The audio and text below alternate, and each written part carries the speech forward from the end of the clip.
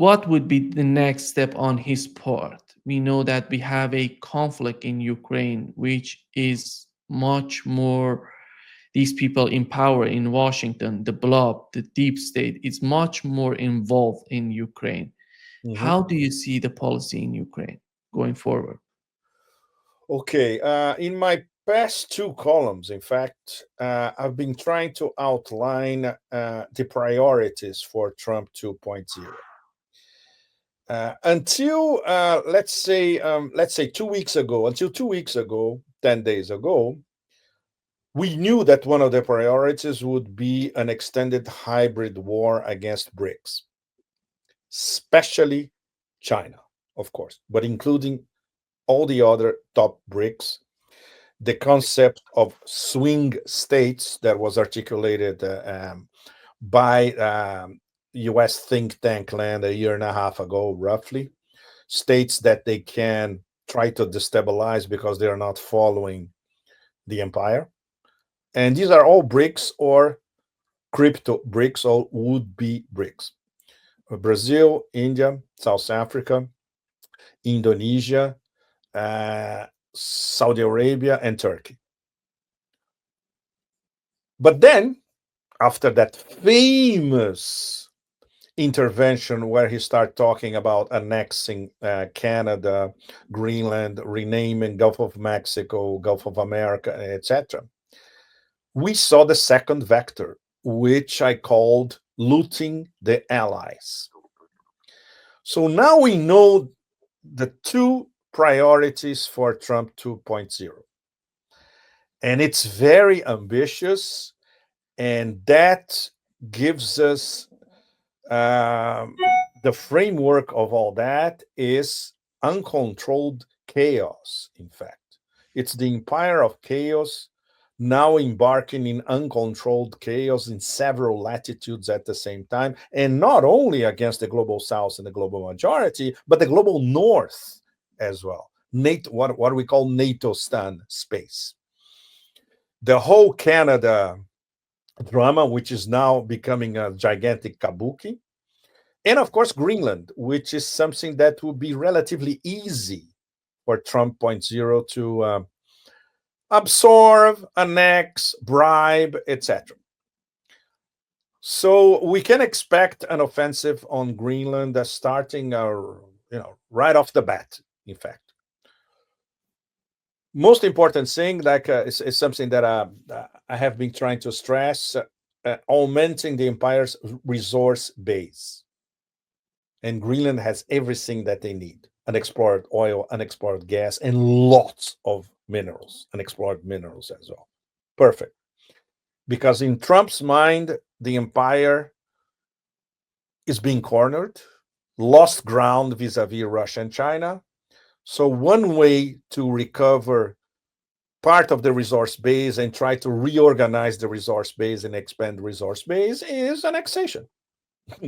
pure, pure, hardcore imperialism, which the empire knows how to do very, very well, as we know. And of course, looting the allies is inbuilt in this strategy because Denmark happens to be one of the best allies of the US on NATO. But do you think that Trump pays any attention to Copenhagen? Obviously not. Obviously not. So, and the reaction of the Danish government so far has been risible. The reaction of a true Chihuahua. So, convincing or pressing or harassing Copenhagen to get Greenland would be easy. The problem is the Greenlanders themselves. So there have been conflicting polls so far. One of them pro and another one against. Polls among 50,000 something inhabitants. Um, so we still don't know what Greenland public opinion really wants. We know what, in fact, we know one thing: they want independence. They don't want the U.S. taking over Greenland, and they don't want to remain with Denmark because Denmark, from their point of view, abandoned them decades ago, even though they have a large degree of autonomy. But Denmark doesn't do anything in favor of Greenland. So an independent Greenland would be something fascinating because then they will be an independent country. They will get into the United Nations. And now they are already saying if we get into the United Nations, we're not going to antagonize United Nations members. And that's code for Russia. So this is going to be more complicated than Trump thought, probably. Because if it comes to Greenlanders themselves deciding their future, like people in Crimea and Donbass did, and that, of course, did not escape the ultra sharp eyes of our friend Sergei Lavrov. He already said that on the record earlier this week. Yeah, we should, Greenlanders should have the same right as the citizens of Crimea and Donbass had to choose who they want to be their masters. So, well, this is going to be one of the number one geopolitical dramas of a Trump 2.0. As for the war against the BRICS, that's much more complicated because we're going to have to wait to see what kind of trade sanctions are going to be launched, especially against China and against other, possibly against other BRICS as well. And of course, the whole Ukraine or Country 404 drama, how Trump is going to play it out. Now they are already backtracking. Used to be, I can solve this whole thing with one phone call in 24 hours. Now it's 6 months. Soon it's going to be 1 year. I think Trump and his advisors are looking around and see that it's not going to be easy. And the ones who are able to read the fine print, or at least listen to speeches and press conferences by President Putin, Lavrov, Ryabkov, etc., they will be more familiarized with the Russian conditions for the start of a dialogue. Without that, Russia doesn't care. It has to be the Russian way and what was established by Putin and the Security Council in terms of NATO, in terms of end of sanctions, in terms of reintegrating Russia commercially with the West. If that doesn't happen, it's going to be still the Russian way on the battlefield, which is now even the foreign ministry in Moscow has been saying for months now. Okay, all these unrealistic proposals, don't cut it.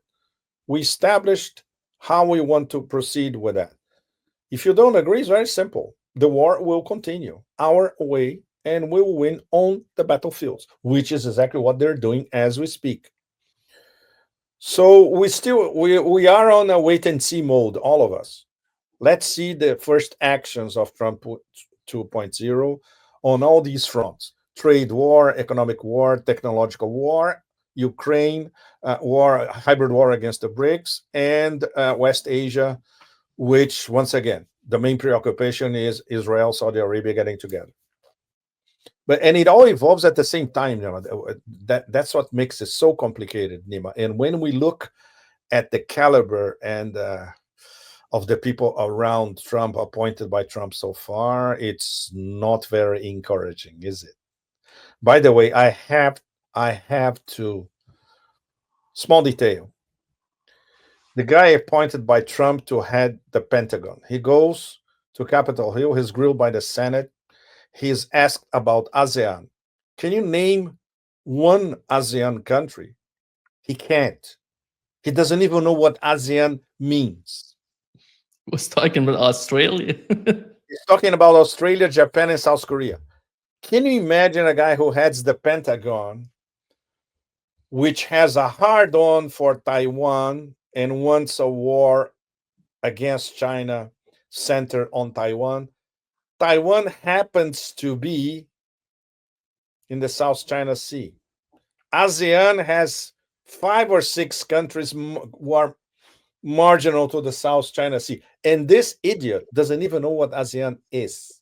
A very important. Yeah. No, if you don't know what ASEAN is, means that you don't know shit about Southeast Asia. And you don't know anything about Taiwan. And you don't know anything about the relations between China and ASEAN, which happens to be all the 10 of ASEAN. Their major trade partner is China. And this guy's heading the Pentagon. So when I saw that, I had to replay that tape at least 3 times. To say, I cannot believe that. And that's exactly what happened. It's on the record now. He can do 5 sets of 47 push-ups. So, oh, look, I'm very strong and all that. Yeah, but you don't know shit about Southeast Asia. So it's not very encouraging. And the other ones, oh my God. And all those Zionists, which will be replicating the hard-on for a war, an Israeli war against Iran, implicating the United States. This is also not very encouraging. So, we are, it's once again highway to hell, a CDC in front of us. But that's the empire. It doesn't matter. It's a bipartisan thing. It's the inner logic of how the empire of chaos, plunder, and facilitation of genocide works. And this is not going to, even as I tried to, in my last column, I tried to picture Trump 2.0 from a pop angle. After all, he's a pop entertainer. So I was trying to lighten up some very, very somber and dark overtones of what may happen in terms of getting deeper into uncontrolled chaos. And of course, there's going to be a domestic war because Trump domestically will be at war with most of the deep state. And there's no guarantee that he's going to win this domestic war at all. So, and that's what makes it, I would say that the situation now is even more complex than at the start of the previous horrible administration. It's much more complicated. And of course, the empire is cornered now in a way that it was not 4 years ago.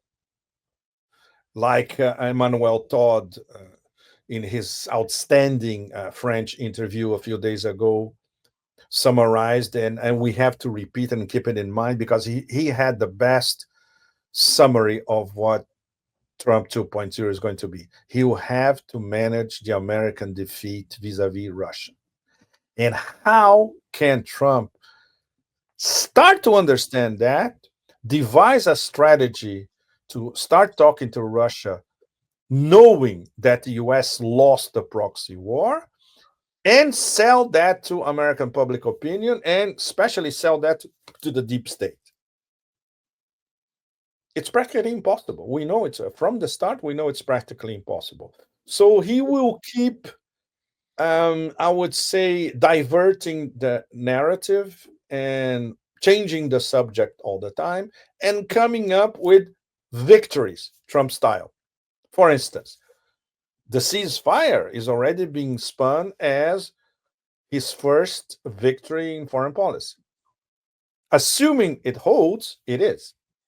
But we don't know yet. So this is what he's going to be selling. These little victories here and there. Oof. Yeah. If we assume Donald Trump's behavior in his first term, you remember John Bolton, Rex Tillerson, these people who were so they were just thinking of themselves and superior to Donald Trump in terms of the policies, in terms of the foreign policy of the United States. Right now, can we can we be positive about these new people coming to the administration, because we know they're not capable of imposing their policies on Donald Trump, which was one of the main reasons that Donald Trump couldn't work with Rex Tillerson, John Bolton, and these people, Mm-hmm. and even Steve Bannon. And you see these people are new, mostly young. They don't know what they're talking about most. No, they don't. Right. That's why Donald Trump can Oh, just impose his policies on these people. it's going to be, well, From his point, from Trump's point of view, he learned a lot in his first 4 years. So let's assume that he knows better how to navigate Washington, how to navigate power circles in Washington, and how to navigate the way people think in the Beltway. Let's assume it's not guaranteed. But the amount of opposition that he's going to find all across the Beltway spectrum, maybe even bigger than during Trump 1.0. Don't forget, the US is a completely divided, fragmented nation. It's a dissolving nation. And we can expect from all these Democrat controlled silos of information and power inside the deep state, well, they're going to do everything to sabotage Trump, of course. Apart from the fact that Trump, in many ways, sometimes is sabotaging himself, especially the way he appoints and trusts some people who are absolutely useless or dangerous. In the case of Bolton, he was very dangerous. And this new team, there are a lot of useless people and people who don't know anything about the world at large. If you ask them what is BRICS and what BRICS wants to, you won't get a single one who understands what's going on. I found particularly interesting that no one among his new inner circle mentioned the Northern Sea route, what the Chinese call the Arctic Silk Road, and the fact that the Arctic is controlled, 50% of the Arctic belongs to Russia, and one of Russia's top priorities for the 21st century is to develop the Far East, Siberia, and the Arctic. They don't even know how it. The only thing that we're going to have a lot of with Canada and Greenland. We're going to have a lot of new oil, new gas, rare earth minerals, etc. Russia already has all that, and they are harnessing all that to build a connectivity corridor linking the far east of Russia, the north of Russia, the Arctic, all the way to Europe, assuming some Europeans will profit from it. And China will profit a lot from the Northern Sea route, the Arctic Silk Road. For instance, nobody in the new Trump administration knows what is the North-South transportation corridor, which Russia, Iran, and India are building, and is one of the absolute key items in the Iran-Russia strategic partnership, which is going to be signed, Nima, as we speak. In a few hours in Moscow. Pezeshkin is in Moscow. He went to the monument to the unknown soldier this morning in front of the Kremlin. And they're going to be meeting this afternoon, and probably the signing will be at the end of this afternoon, as we speak. It's the North-South Transportation Corridor, which is big competition to the Suez Canal and one of the great connectivity corridors of the 21st century, along with the Northern Sea route. Try to explain that to members of Trump 2.0. What Russia, Iran, and India are doing, what Russia and China are doing, these connectivity corridors, how they're working and how they plan to work, how they are developing, etc. They have no clue about all that. Just like they don't know what is ASEAN. Imagine Keith Kellogg talking about the conflict in Ukraine. So how they're gonna get it? They already talk. Did you see what leaked in terms of what they are actually discussing to offer Russia? Plan A is, look, we can get rid of some sanctions if we start discussing a peace arrangement, which basically will be a ceasefire, freezing the conflict, including then sending peacemakers to a DMZ between Ukraine and Russia. And plan B, if you don't agree, we're going to sanction you to death again. How? I cannot even qualify this as stupid. Even a kid knows that this doesn't work. And these people are actually discussing along these lines. It's terrifying how pathetic, provincial, circumscribed, narrow-minded, uh, practically a bunch of illiterates talking about an enormous geopolitical problem that in fact involves the whole planet. Well, Hubris is killing Musk them. is yes, go ahead, Neiman. It's not encouraging at all. Yeah, hubris is killing them. They Hubris don't. is killing them. Um, Yes, from the inside them, hubris is a cancer corroding the empire. and Absolutely. these people don't care about the people of the United States. They're No, just it's a game in their mind. of course. These are, in fact, when Harpy Hillary Clinton defined half of the American population as the deplorables, for the 0.1%, the whole of the country is a bunch of deplorables, apart from the 0.1% and maybe the 1, 2, or 3% that supports them or works for them or are their messengers, etc., including these people in Senate and Congress. The rest, 97% of the population, is totally disposable, and it's a bunch of deplorables. They don't care. Look at Los Angeles. Los Angeles is the best metaphor of the. It's very, very sad as a metaphor. Well, I am a former resident of LA, Nima. I lived in Hollywood, actually. So I was almost crying when I saw those images. Like the LA that all of us, many of us, knew, and it was still thriving. It was great. It was still part of the American dream. When I lived there in the late 80s, early 90s. Was still maybe the last part of the American dream in California. You'll never come back. And they let it happen and they let it be destroyed. Everything, the whole system on a federal level, on a state level, on an administration of a Los Angeles level, they let it happen. They knew it would happen. They let it happen. The destruction of one of the great metropolises of the world, in fact.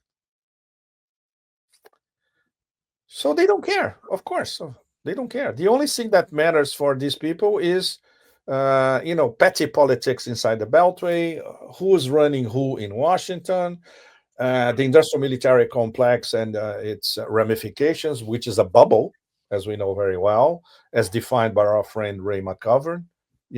It's a small bubble, but the bubble is self-sufficient, and the bubble doesn't need the rest of the country.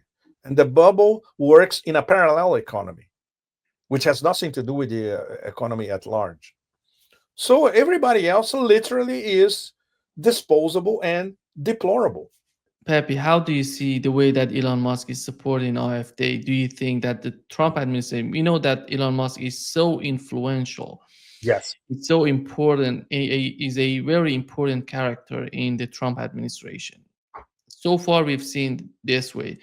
But do you see these people, the Trump administration, supporting AfD, Alternative for Deutschland, in their policy toward Russia, which would be reconnecting the pipeline between Russia and Germany? Well, the role of Musk as the sidekick, in fact, if this was a classic Hollywood flick, Elon Musk would be the sidekick that sometimes is even more important than the main character. And he has, of course, a larger than life role, not only because he's a super sidekick, but because he's the wealthiest person on the planet. And all his interlocking interests with the deep state. Elon Musk is essentially a deep state character with a large degree of autonomy, but pursuing many agendas that are intrinsic to the deep state, not necessarily his agenda. And now he's a sort of ambassador at large as well. And he openly interferes in foreign policy everywhere, even though he's not a foreign policy specialist. So his role is going to be immensely entertaining on several levels, from the, I would say, from the comic to the sinister in this administration. And obviously, he is already supporting pinpointed actors in the international landscape. And AfD in Germany is essential for them, because the Americans, as much as they, under Trump 2.0, as much as they would like to, let's say, not only continue to destroy, but possibly destroy Europe for good, relegate Europe to the role of a barely yapping chihuahua, you know, they don't need Europe that is totally devastated. They want Europe as consumers, buying American products, or whatever America has to sell. And Germany, as the largest economy in Europe, fits perfectly. So, it's no wonder that the idea already floated in the US of if Nord Stream is reopened, maybe an American could go there and buy Nord Stream. Why not? This is already circulating. And of course, if you have a government in Germany which is relatively affiliated with the ideology of Trump 2.0, even better. So it's not by accident that Elon Musk is supporting Alice Weidel, which, by the way, she's very smart, very intelligent, she's well prepared. What she's saying about Nord Stream makes total sense. But at the same time, overall, what Trump 2.0 wants is emasculate what is left, but there's not much left, in fact, of the European Union mechanism and NATO itself. Going back to that, okay, pay up. And it's not 2% anymore, it's 5%. If you don't pay up, we don't care about you. That's it. Cost benefit, pure business. And Trump is going to be very forceful on that. So no wonder all the chihuahuas here in Europe, they are absolutely terrified. They know what to expect. And it's going to be very harsh. And then, once again, at the same time, sort of resurrection, industrial resurrection of Germany, having cheap gas again, it's not so bad. But the Americans want to control the process, and this will be very, very hard. So Nord Stream is a consortium of European companies, Gazprom involved, etc. How an American is going to get all that, it's still very, very fuzzy, And how Germany then is going to deal with Poland, the Baltic Chihuahuas, etc., which is the new NATO, or the ideal NATO.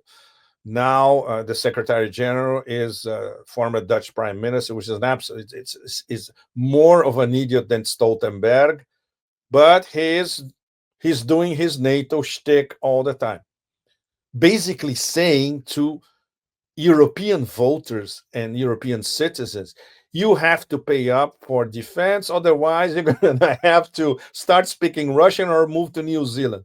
How stupid is that? Everyone in Europe living here paying absurdly huge taxes, but at least these taxes theoretically support welfare system and social services, etc. They're going to have their social services extinguished because they need to buy more weapons, essentially.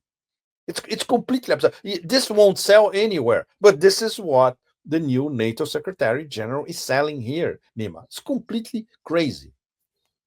So Trump looking from the other side of the pond, looking at this, okay, let the Chihuahuas eat themselves. I don't care, as long as they pay up. So that's the strategy.